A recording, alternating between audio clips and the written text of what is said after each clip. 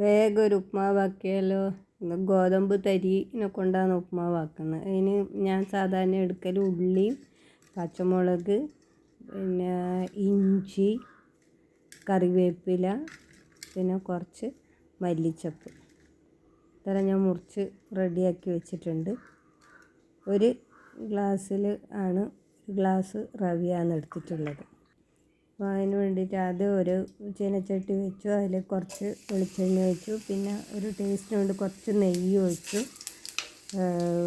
ഉണക്കമുളകിട്ടു, കടുകിട്ടു. പിന്നെ അതിൻ്റെ കൂട്ടത്തിൽ ഇനി നമുക്ക് കുറച്ച് ഉഴുന്ന് പരിപ്പും കൂടി ഇടണം. ഉഴുന്ന് പരിപ്പ് ഇട്ടിട്ട് ഒന്ന് ചുവന്ന് വരണം. അതൊന്ന് ഇളക്കി ഒന്ന് ചോപ്പിച്ചെടുക്കണം. എന്നാലേ അതിൻ്റെ ആ ഒരു ടേസ്റ്റ് വരുള്ളൂ.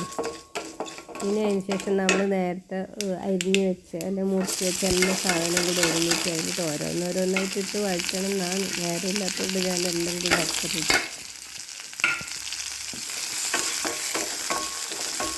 അത് നന്നായിട്ട്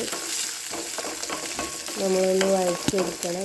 അല്പം കുറച്ചിട്ട് സ്റ്റീലിൻ്റെ പാത്രമായിട്ടാകുമ്പം വേഗം കരിഞ്ഞു. അപ്പോൾ ഇപ്പം ഒന്ന് വരണ്ട് വേണ്ടിയിട്ട് ഞാനൊരു നുള്ള് ഉപ്പിട്ടിട്ട് അതൊന്ന് വഴച്ചെടുക്കുക. അപ്പോൾ അതാണ് ഉള്ളി വേഗം ആവും.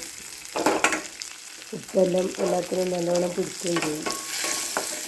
അതൊന്ന് വഴന്ന് വരുമ്പോൾ ഞാൻ ഒരു ഗ്ലാസ് ഗോതമ്പ് റവയാണ് എടുത്തത്. അതിന് നമുക്ക് 2.5 ഗ്ലാസ് വെള്ളം വേണം.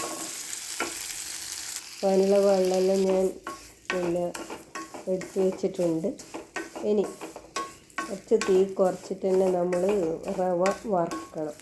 ഇതിലൊന്ന് വറുത്തെടുക്കണം. അപ്പോൾ നല്ല കിരികിരിന്ന് പൊരിയുന്ന ഒരു സമയമാവും.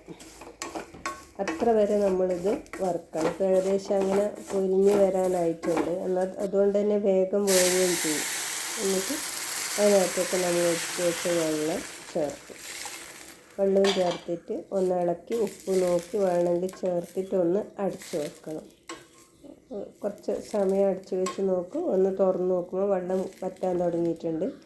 അപ്പോൾ എന്ത് ചെയ്യണം, ഒന്നും കൂടെ ഇളക്കിയിട്ട് ചേർത്ത് വെച്ചിട്ട് അടച്ച് വെക്കും. ലേശ സമയം കൂടെ കഴിഞ്ഞാൽ നമുക്ക് ഇതിനകത്തേക്ക് തേങ്ങയാണ് ഇടുന്നുണ്ട്.